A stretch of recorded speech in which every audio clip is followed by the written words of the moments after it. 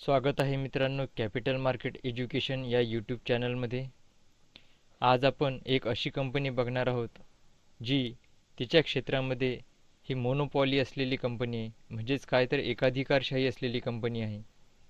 ह्या कंपनीला अद्यापही ती ज्या क्षेत्रामध्ये काम करत आहे त्या क्षेत्रामध्ये प्रतिस्पर्धी अशी दुसरी कंपनी सध्या तरी अस्तित्वात नाही आहे. कंपनीचे नाव आहे गेटवे डिस्ट्रीपार्क्स लिमिटेड. ही कंपनी करते काय?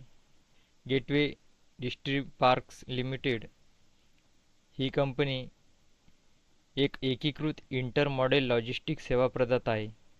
यामध्ये 9 अंतर्देशीय कंटेनर डेपो आणि कंटेनर फ्रेट स्टेशनचे नेटवर्क आहे, जे संपूर्ण देशभरात धोरणात्मकरित्या स्थित आहे.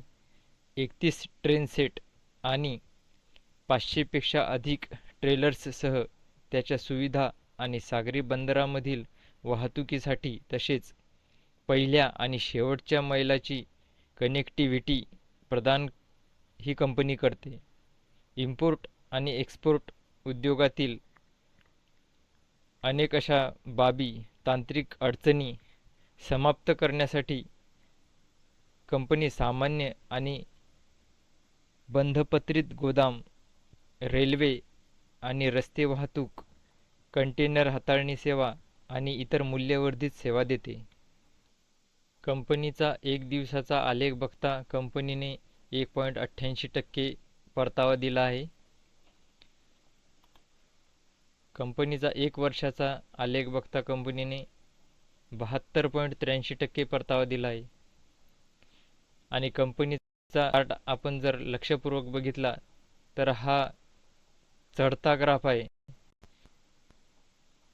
या कंपनीचे फंडामेंटल बघायचे झाल्यास कंपनीचा मार्केट कॅप आहे 5,141 करोड रुपये. कंपनीची करंट प्राइस आहे 103 रुपये. कंपनीचा वार्षिक हाय होता 122 रुपये आणि वार्षिक लो आहे 59 रुपये 1 पैसा. कंपनीचा स्टॉक पी हा 19.8 आहे.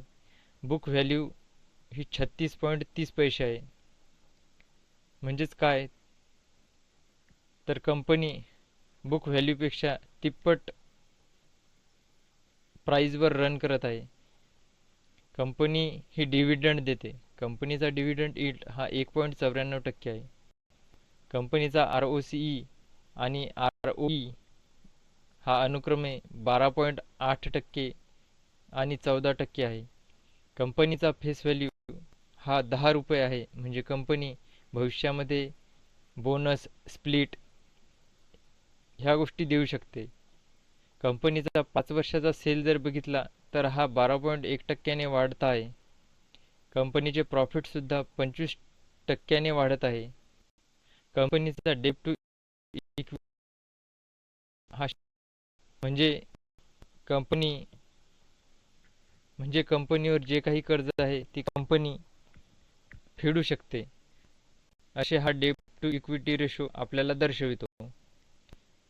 EPS म्हणजेच अर्निंग पर शेअर्स कंपनीचा 5.20 आहे. कंपनीचा EBITDA 14.1 आहे. कंपनीचा पित्रोस्की स्कोअर हा 7 आहे. म्हणजे कंपनी ही दीर्घकालीन गुंतवणुकीसाठी उत्तम आहे. येथे हा पित्रोस्की स्कोअर दर्शवित आहे. कंपनीकडे रिझर्व आहे 1,314 करोड रुपये आणि कंपनीवर कर्ज आहे 471 करोड रुपये. म्हणजे कंपनी आपल्यावरील कर्ज हे कधीही फेडू शकते. कंपनीचा चार्ट बघितल्यास असे लक्षात येते की कंपनी ही 50 दिवस मूव्हिंग ॲव्हरेजच्या सुद्धा खाली कार्य करत आहे आणि 200 दिवस मूव्हिंग ॲव्हरेजच्या वरती आहे. म्हणजे येथे आपण थोड्या प्रमाणात खरेदी करू शकतो. जर ही कंपनी आपल्याला 200 दिवस मूव्हिंग ॲव्हरेजच्या जवळपास मिळाली तर ही गुंतवणुकीच्या दृष्टीने ते योग्य ठरू शकेल. कंपनीचे शेअर होल्डिंग पॅटर्न बघता असे लक्षात येते की कंपनीमध्ये प्रमोटर हे 32.33% आहेत. फॉरेन इन्व्हेस्टर हे 13.43% आहेत. डोमेस्टिक इन्स्टिट्यूशन्स यांची भागीदारी या कंपनीमध्ये 41.56% आहे आणि पब्लिक यांची भागीदारी ही 12.69% आहे.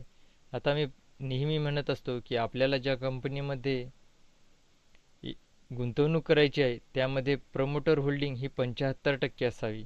परंतु बघा मित्रांनो, काही ज्या कंपन्या असतात ह्यांना काही अपवादसुद्धा असतात. त्यापैकीच ही एक कंपनी आहे. काही कंपन्यामध्ये प्रमोटर होल्डिंग ही सुद्धा असू शकते. इन्व्हेस्टर्स आणि डोमेस्टिक इन्स्टिट्यूशन्स हे ज्या कंपनीमध्ये गुंतवणूक करतात त्या कंपनीची यांनी इत्थंभूत माहिती काढलेली असते आणि त्या कंपनीची भविष्यात कशा पद्धतीने वाढ होईल ह्या सर्व गोष्टीचा अंदाज येण्यासाठी यांची एक यंत्रणा कार्यरत असते. म्हणून हे एखाद्या कंपनीमध्ये आपली पकड मजबूत ठेवत असतात. असाच प्रकार काही या कंपनीमध्ये आपल्याला आढळून येत आहे. म्हणजे ही कंपनी अजूनही भविष्यात काही चांगलं करू शकते असा आपल्याला यावरून एक अंदाज येऊ शकतो.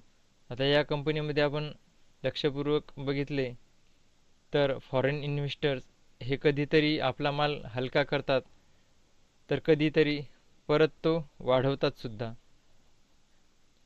आता येथे आपण बघितलं असेल की सप्टेंबर 2023 मध्ये FISने काही माल विकला आणि तो डोमेस्टिक इन्स्टिट्यूशन्स यांनी खरेदी केला.